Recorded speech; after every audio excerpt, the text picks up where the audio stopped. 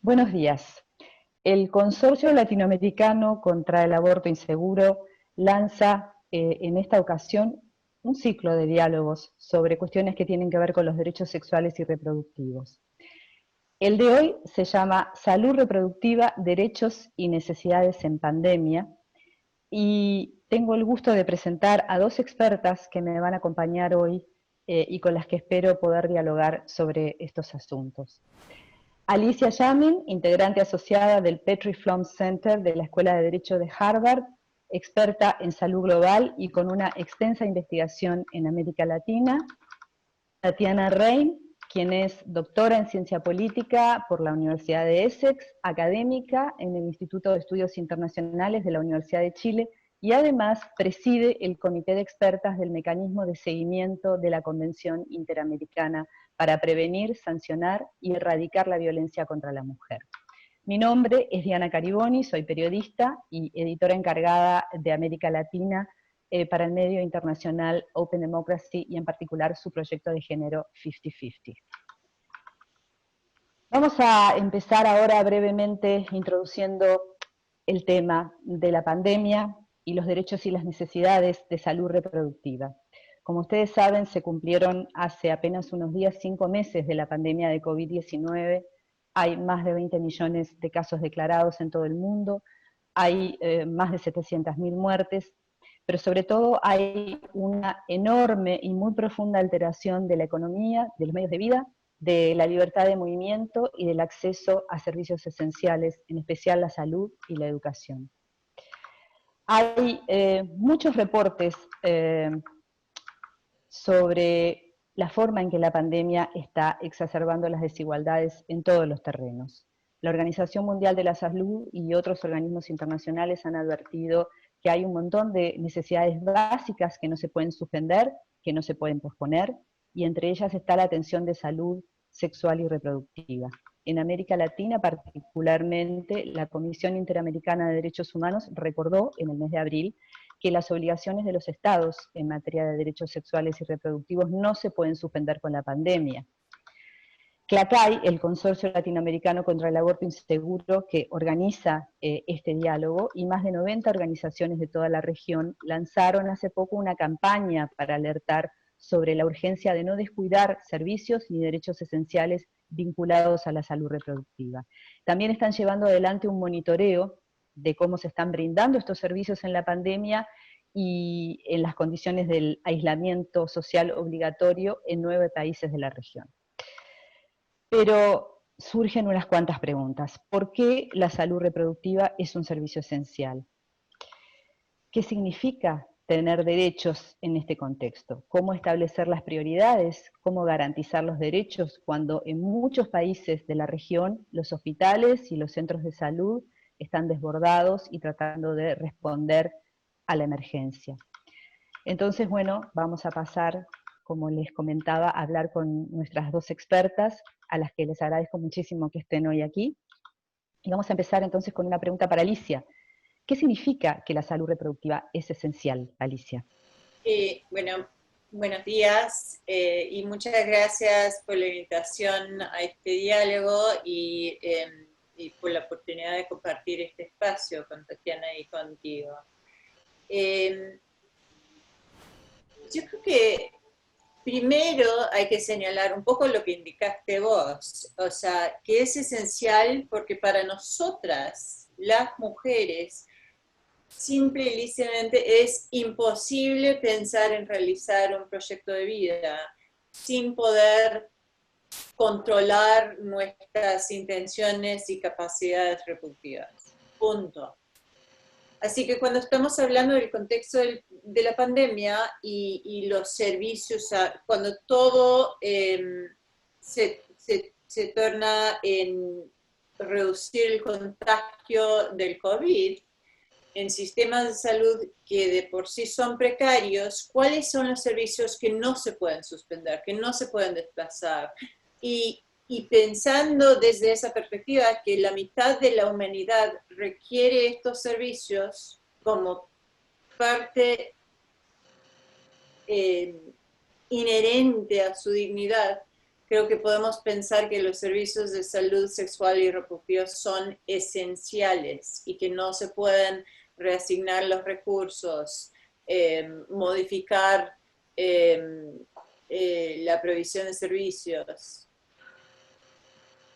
Pero hemos visto que se han vulnerado. La pregunta ahora es para las dos, y me gustaría que Tatiana empezara con la primera respuesta, y es justamente a quiénes afecta más que estos servicios estén suspendidos o que estos servicios estén retaseados. Sí, bueno, muchas gracias Diana, a Cacay por la invitación y feliz también de poder estar en este diálogo.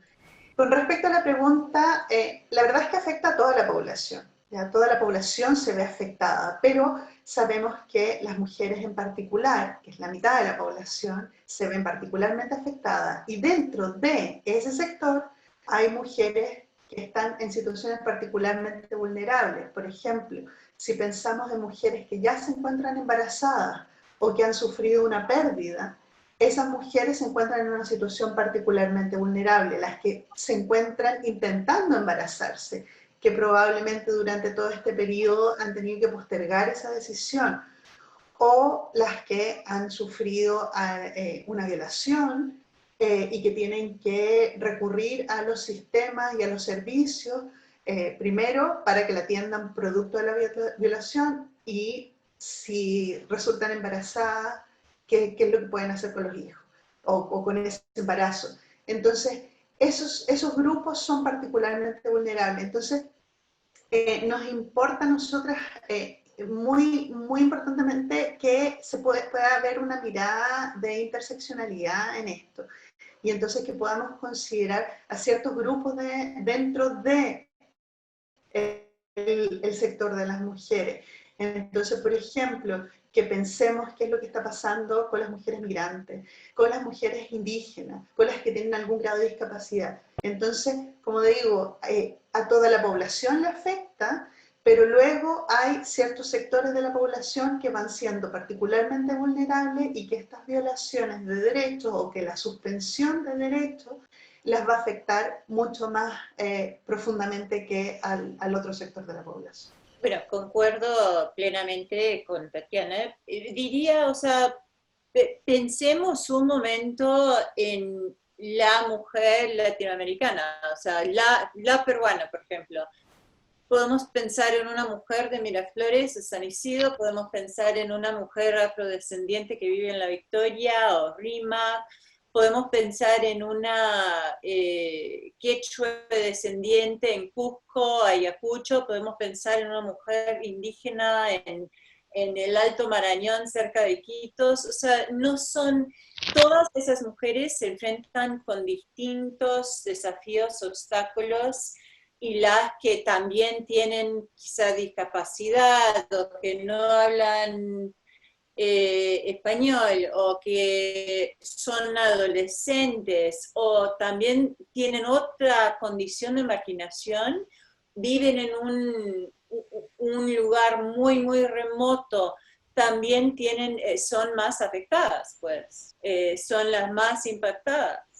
Vamos a hablar ahora, ya que nos estamos refiriendo justamente a cómo se están viendo afectadas las mujeres por la suspensión de estos servicios, vamos a hablar de la perspectiva, es decir, por qué tenemos que pensar en la salud reproductiva desde una perspectiva de derechos. Algo de eso adelantabas, Alicia, al principio cuando dijiste que esta es una cuestión inherente a la dignidad propia de las mujeres, porque toda la planificación y proyecto de su vida depende de que pueda controlar estas variables. Pero me gustaría que las dos a su turno desarrollen un poco más la cuestión de la perspectiva de derechos. Bueno, primero decir que la sexualidad es parte de la construcción misma de la identidad de las personas. Entonces eso hace que sea esencial. Pueden haber distintas maneras de mirar esto. Por ejemplo, podríamos mirarlo como una necesidad y desde ese punto de vista podría ser una aspiración, pero no sería una obligación para los estados. Cuando hablamos de derecho, esto implica que estamos hablando de que los estados tienen obligaciones. Y esas obligaciones implican desde respetar, o sea, los estados no deben violar los derechos, también tienen que proteger frente a vulneraciones de derechos de otras personas y tienen que garantizar. Eso implica poner todo el aparato estatal en función de la protección de estos derechos. Hay una serie de convenciones en el ámbito internacional que regula de distintas maneras los derechos sexuales y reproductivos. Y la Convención de Belén do Pará ha entendido que estas convenciones que de alguna manera regulan los derechos sexuales y reproductivos se tienen que interpretar en conformidad con las obligaciones que la Convención establece. Y la Convención establece obligaciones que son inmediatas y algunas obligaciones que son progresivas. Obligaciones inmediatas, por ejemplo, son adoptar legislación, adoptar políticas, que haya campañas para que la población conozca de los derechos. Pero cuando estamos hablando de obligaciones de carácter progresivo, implica un esfuerzo mucho mayor por parte del Estado y que implica poner todo el aparato estatal en función de garantizar los derechos. Y entonces, por ejemplo, el deber del Estado de de actuar con la debida diligencia, de realmente poner atención en todos los factores que pueden llevar a que estos derechos sean vulnerados.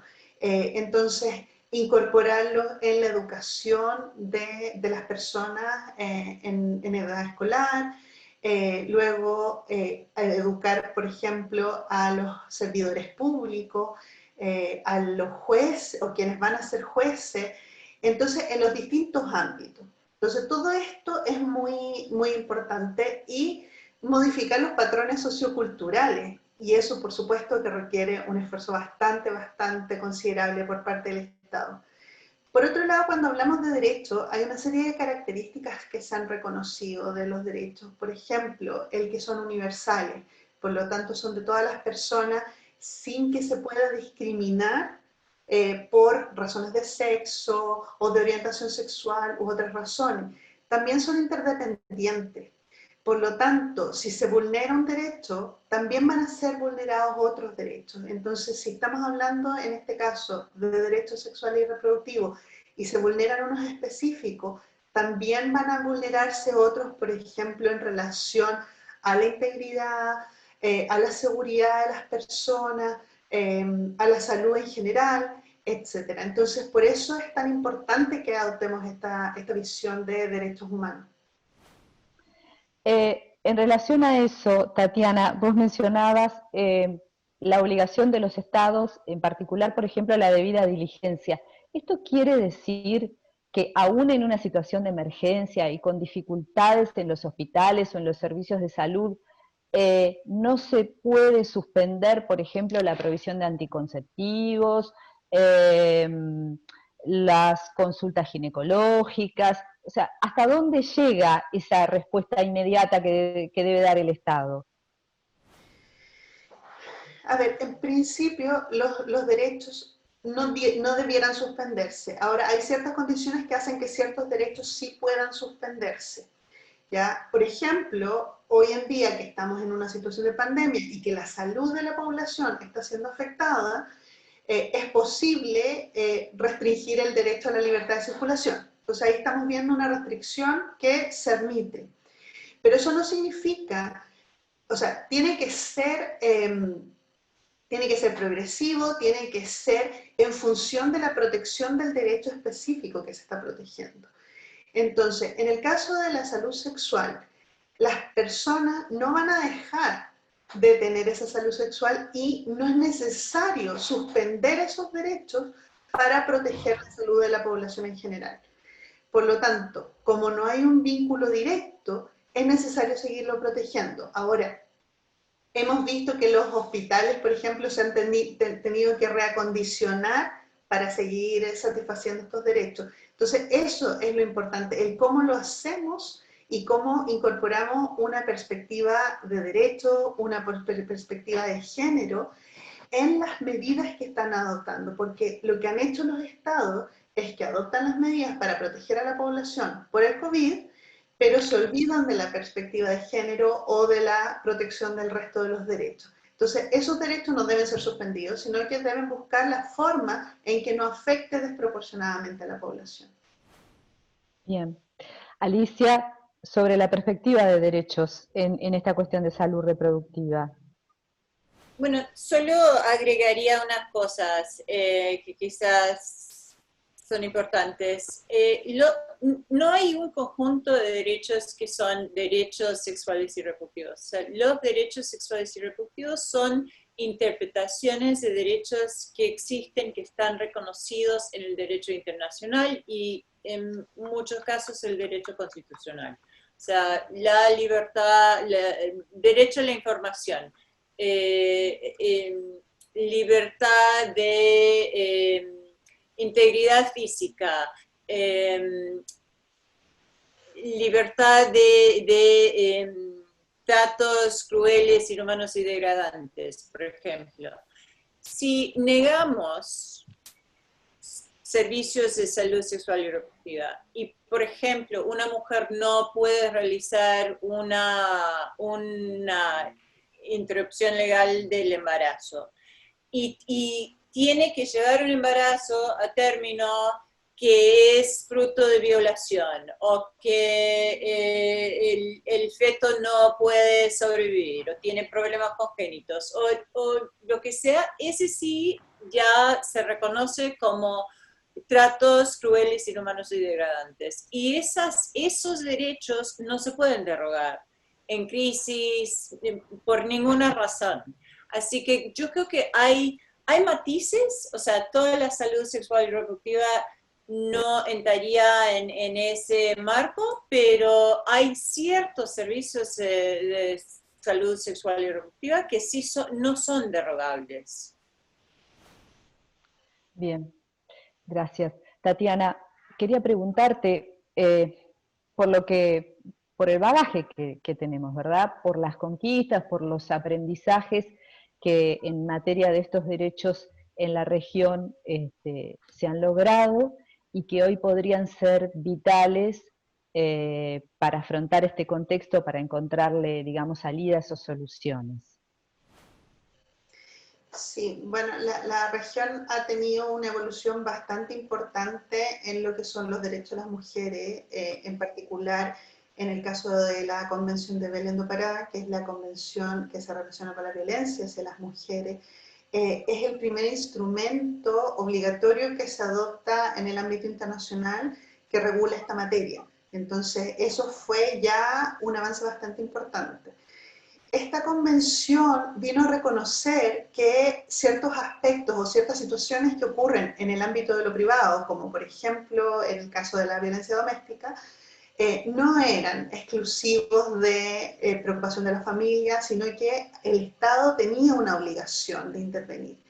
Entonces, tenía que intervenir en situaciones de violencia, no solo las que ocurren en el domicilio, sino en la comunidad, las que ocurren en el Estado, o por los agentes del Estado, etc. Entonces, ahí hay un vínculo que es bastante importante, que es el tema de los derechos, que también se vincula con el tema de la discriminación, que ya estaba reconocido por la Convención sobre la Eliminación de la Discriminación hacia las Mujeres. Entonces, el incorporar todas estas visiones, o sea, la de derechos, la de la discriminación, ya es un avance bastante importante. Y en el caso de los derechos sexuales y reproductivos, vemos que hay un avance, pero también que el desarrollo ha sido bastante reciente, también en el ámbito de la violencia. Estamos hablando después de los 90, que recién los instrumentos internacionales realmente empezaron a reconocer estos derechos, por mucho que desde la Segunda Guerra Mundial se habla de derechos humanos y de alguna manera se incorporan estos temas, es desde los 90 en que decididamente las convenciones, los tratados específicos empiezan a regular el tema de la violencia, el tema de los derechos sexuales y reproductivos. En la región, en los años 2014 y 2015 se adoptaron una serie de declaraciones que se relacionan con los derechos sexuales y reproductivos. Entonces estamos hablando de hace muy poquito. ya es una evolución reciente en donde se está remarcando el que los derechos son derechos humanos, el que tienen que tener esta visión de un avance progresivo de los derechos, de que no se debe discriminar en la aplicación de ellos. Entonces, bueno, y específicamente se han reconocido los derechos como derechos humanos y esta necesidad del avance progresivo, entonces, por lo tanto, que no tenemos que retroceder en lo que ya hemos logrado. Por lo tanto, ni siquiera en un contexto de pandemia se justifica que retrocedamos. Ya se pueden adoptar a lo mejor algunas decisiones específicas. Se tiene que trabajar en cómo adaptarla a la situación que estamos viviendo. Por supuesto que va a haber que adaptarla, porque a lo mejor en un centro de salud no se va a poder atender a toda la población y solo se van a poder atender a personas que tienen COVID, pero las personas que van producto de un embarazo, producto de una violación, tienen que tener algún lugar donde recurrir.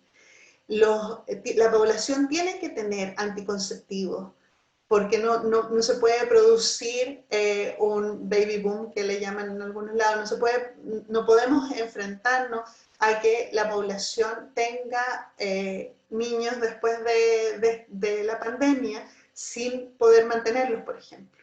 Porque además sabemos que va a venir una etapa en que va a haber consecuencias económicas. Y lo que decíamos, también la visión interseccional, el que hay distintos grupos y esos grupos pueden verse particularmente vulnerados. Por ejemplo, lo que hablábamos de la población migrante, sobre todo si están en una situación de migración irregular. Entonces, todos esos aspectos son importantes y lo importante es no retroceder. Quería comentarles a las dos que en Open Democracy estamos investigando desde el mes de marzo cómo están dando a luz las mujeres en la pandemia en todo el mundo. Un aspecto de la cuestión de la salud sexual y reproductiva que a veces es un poco dejado de lado. Nosotros constatamos en nuestra investigación que sigue adelante, seguimos recibiendo denuncias, irregularidades o violaciones a las pautas de la Organización Mundial de la Salud o a las leyes nacionales en al menos 45 países del mundo. En particular, en América Latina, lo que constatamos con testimonios de mujeres, con testimonios de personal médico, de parteras, de obstetras, de activistas, de juristas, es un aumento en procedimientos de rutina, como las cesáreas y otros procedimientos de medicalización del parto, muchas veces sin justificación o sin información a las mujeres, las prohibiciones también de rutina y masivas del acompañante en el momento del parto, la separación del recién nacido o los obstáculos para amamantar en las primeras horas después del nacimiento, y otras cosas más graves, por ejemplo la negación de servicio, es decir, mujeres que se quedaron sin sus controles prenatales, mujeres que se quedaron sin la atención del parto en el momento de llegar al hospital, o que se quedaron también sin atención de una emergencia obstétrica, de una hemorragia, de una sepsis.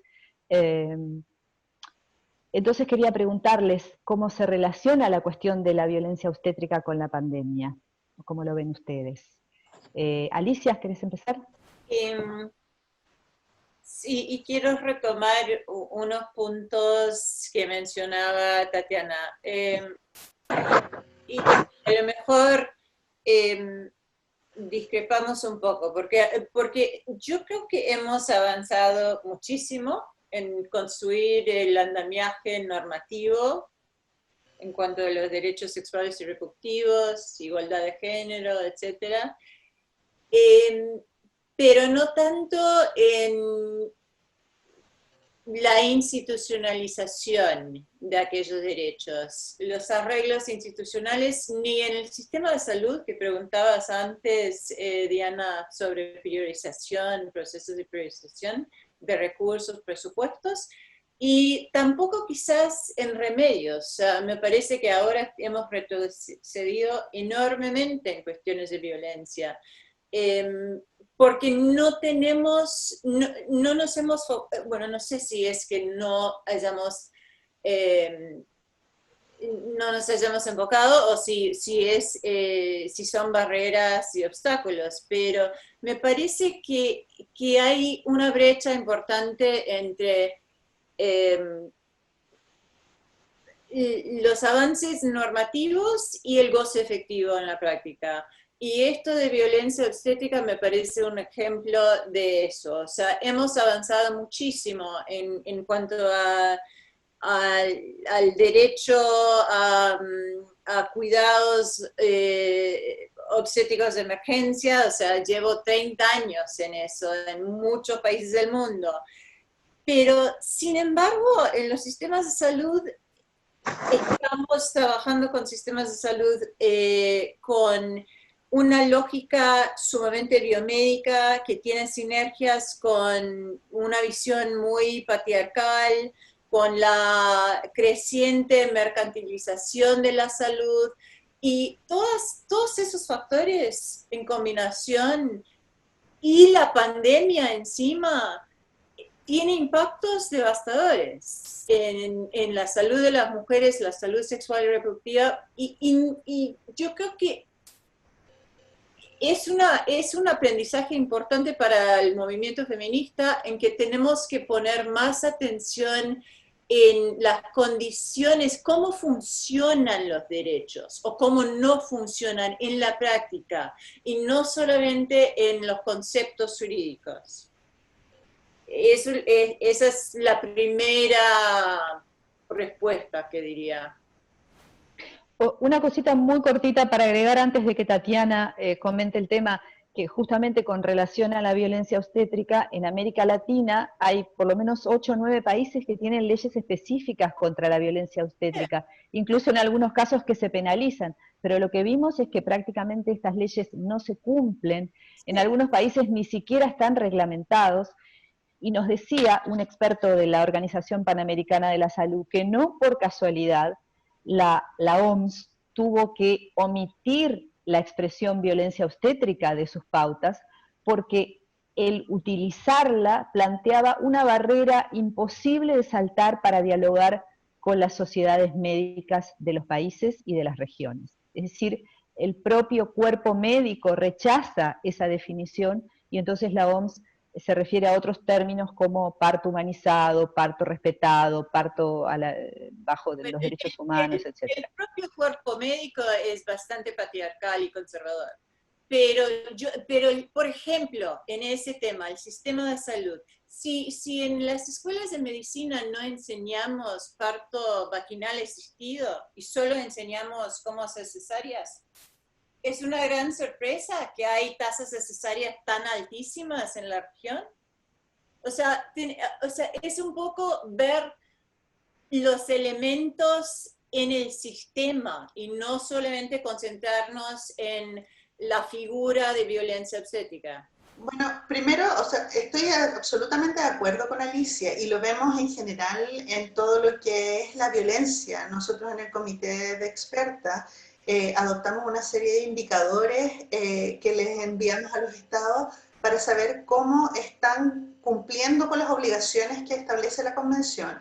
Y entre esos indicadores van en el área de la acción, las políticas, el acceso a la justicia, la discriminación, la información estadística, y en todos los casos vemos el factor estructural, el factor de progreso, el de proceso y el de resultado, porque efectivamente una cosa es que los estados adopten legislaciones y otra cosa es que eso se traduzca efectivamente en el goce de derechos. Entonces son ámbitos bien distintos y la verdad es que todavía se requiere muchísimo que avanzar en ese aspecto, que la gente efectivamente pueda gozar de los derechos. Ahora, con respecto a lo que preguntabas concretamente, cómo se relaciona con la violencia obstétrica, cuando empezó la pandemia, desde el comité de expertas empezamos a observar que las medidas que estaban adoptando los estados en general no tenían perspectiva de género. Por lo tanto, al no tenerla, los impactos iban a ser diferenciados porque la situación en la que nos encontramos como población es distinta. La situación en la que se encuentran hombres y mujeres previo a la pandemia, ya es una situación en donde las mujeres no gozan de todos los derechos sexuales y reproductivos, por lo tanto, evidentemente, el impacto iba a ser mayor. Ahora, en la salud específicamente, obviamente los hospitales, por ejemplo, iban a tener que priorizar o iban a tener que reestructurarse. Eso implicó que empezó a llegar una gran número de personas infectadas por este virus en particular. Y entonces los hospitales tenían que recibir esas personas y de alguna manera ver cómo hacían y cómo evitar que el resto de la población se infectara. Eso implicó que al principio, sobre todo al principio, dejaron de atender al resto de la población. O sea, por lo menos en mi país, en Chile, por ejemplo, se ha visto que está aumentando otro tipo de enfermedades o las que ya tenía la gente porque no se ha hecho controles durante todo este periodo, ¿ya? Entonces, más allá de la salud reproductiva. Entonces, claro, en el caso de la salud reproductiva en particular, o no se atendía o tenían que ver cómo lo hacían porque tampoco querían que las mujeres se infectaran con el coronavirus. También implicó, por ejemplo, que los hospitales derivaran a los mismos doctores o al personal de la salud para la atención del coronavirus. También implicó que las jornadas laborales para el personal de salud aumentaran.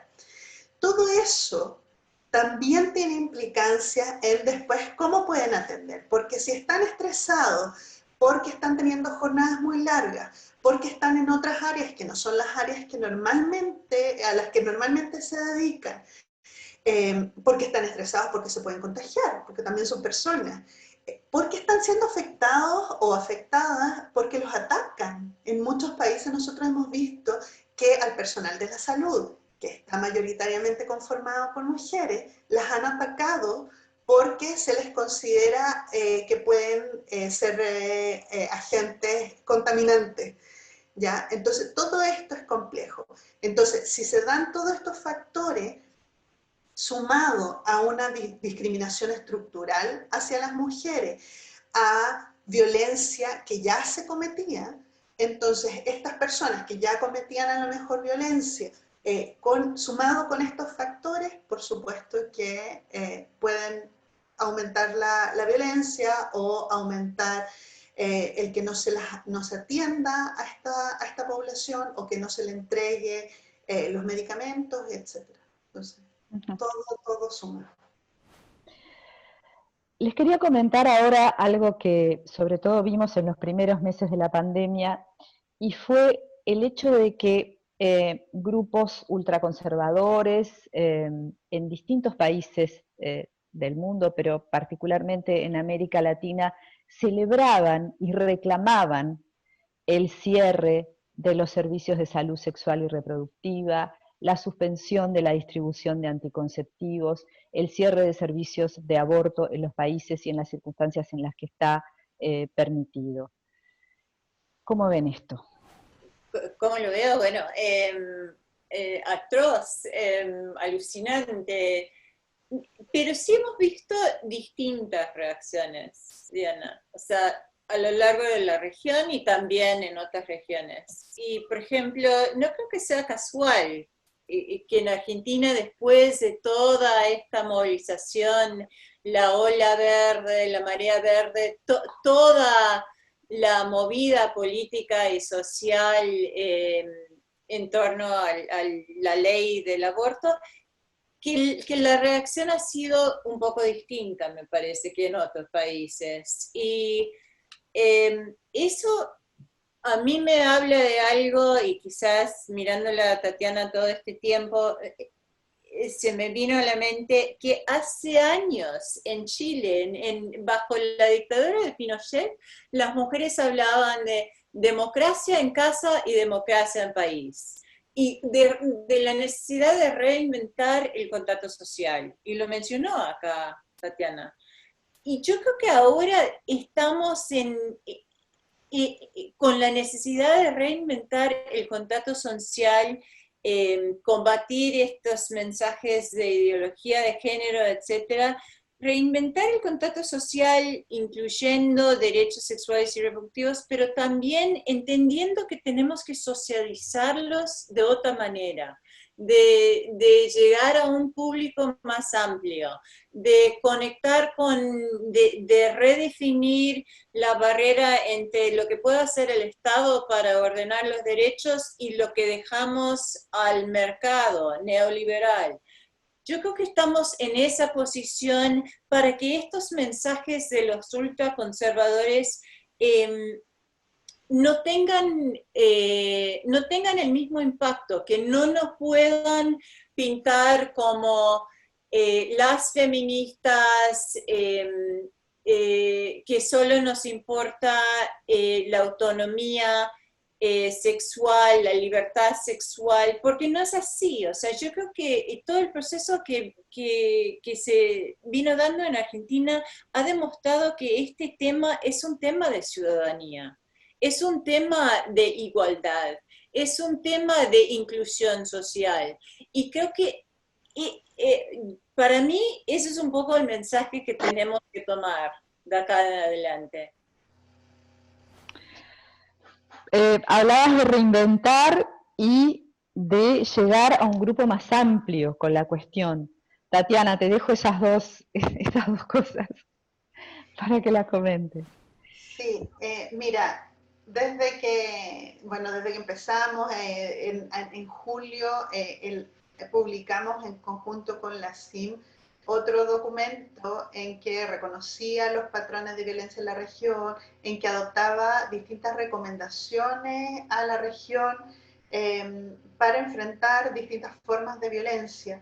Dentro de esas recomendaciones hemos solicitado a los estados que aseguren la mantención de los servicios de emergencia, todos los servicios de salud sexual y reproductiva, embarazo y mantener la información, que se entregue estratégicamente información sobre lo que están haciendo, cosa de que efectivamente toda la población tenga acceso a eso, que se hagan guías con recomendaciones que sean fáciles de seguir por la población y que aquí va lo que me parece como más relevante y a propósito también de lo que decía Alicia, el fomentar los observatorios de igualdad y de equidad de género, el promover campañas masivas y el fomentar el involucramiento de la sociedad. Nos parece que es muy importante que la sociedad, por un lado, tenga información de lo que está pasando, por lo tanto los estados,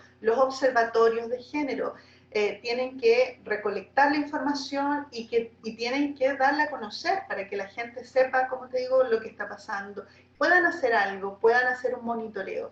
Y aquí las organizaciones de la sociedad civil me parece que son muy relevantes al respecto para pues, efectivamente poder seguir haciendo ese seguimiento, insistirle a los estados sobre las obligaciones que tienen, contactar a los organismos internacionales para que haya una presión desde estos organismos internacionales para que los estados sigan o avancen en el cumplimiento de sus obligaciones.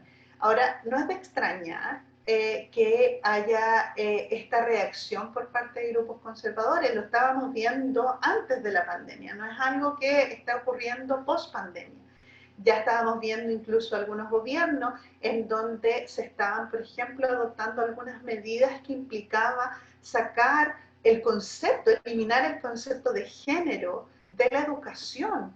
Entonces, todo lo que tuviera que ver con género malentendido, que se eliminara desde la educación. Y como les decía antes, una de las obligaciones y que nos parece fundamental es la modificación de los patrones socioculturales. Imposible que modifiquemos los patrones socioculturales si no estamos a nivel de educación y en todos los espacios, a nivel de medios de comunicación, etcétera. Entonces, la verdad es que la pandemia de alguna manera ha exacerbado situaciones que ya veíamos que se estaban produciendo y las está agravando. Entonces, por supuesto, dentro de esto, la participación que tenemos todas las personas, que tenemos como individuos, pero también como sociedad civil organizada, desde los distintos, las instituciones internacionales, tenemos un rol que seguir cumpliendo para que efectivamente no retrocedamos en este periodo. Bueno, para terminar, quería plantear un poco una mirada para adelante. En esta conversación hemos visto y se han planteado por parte de ustedes una cantidad de situaciones en las que arrecia las acciones y las consecuencias negativas para los derechos sexuales y reproductivos, pero también en general para la vida de las mujeres y de las comunidades.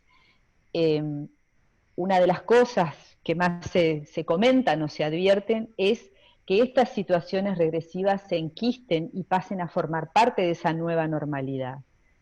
Entonces, un poco la idea de la última pregunta es cómo aprovechar la circunstancia de la pandemia y lo vivido y lo que ya se hizo para que esa nueva normalidad en realidad traiga más progreso y no más retroceso. Y en eso lo que quería preguntarles a ustedes es justamente sobre el papel que están jugando y que deberían jugar las propias mujeres y las comunidades para asegurar que esos derechos a la salud sexual y reproductiva salgan fortalecidos y no debilitados de la crisis del COVID. Creo que van muy en línea de lo que ya estaba diciendo. Hasta el día de hoy, la evolución de los derechos humanos y en particular de los derechos de las mujeres ha ido muy de la mano con la movilización de la sociedad civil.